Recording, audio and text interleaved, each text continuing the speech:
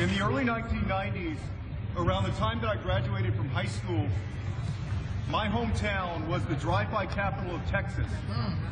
That year, there were 1,262 drive-by shootings in San Antonio, more than Dallas, Fort Worth, and Austin combined. Earlier this month, in San Antonio, there was a 5-year-old girl who was killed while she was sleeping because of a stray bullet. On Father's Day, there was a 40-year-old man who had a son who was killed because of a road rage incident.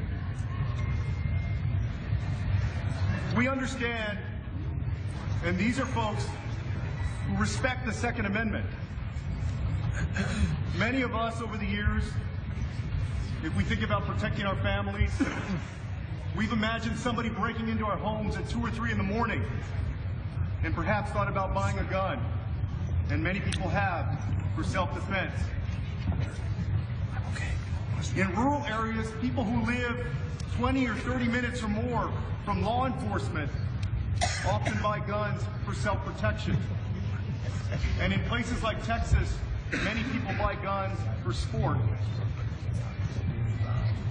The legislation that we support and we're proposing respects those rights, respects the Second Amendment.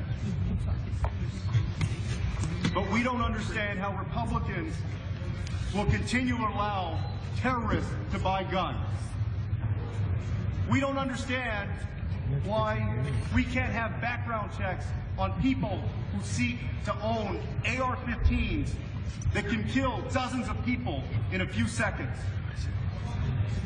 You know, in the House of Representatives, we deal with issues concerning people all over the world. Recently, we've discussed and had hearings on things like Brexit, Britain exiting the European Union,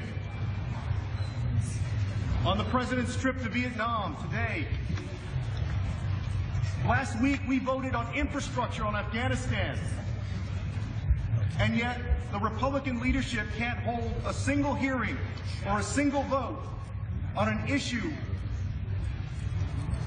of gun violence where 32,000 people a year in the United States of America, the people that we represent, our country, 32,000 people killed, and they can't hold a single vote.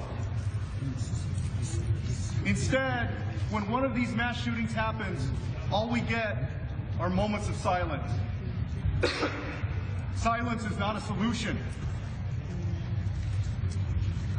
This demands more. We ask that they do something that is fundamental to democracy.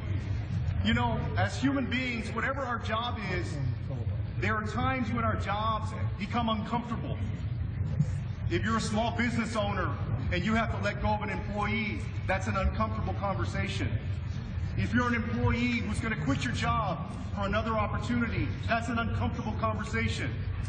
If you're a parent with an adolescent child and you have to talk to him about the birds and the bees, that's a very uncomfortable conversation.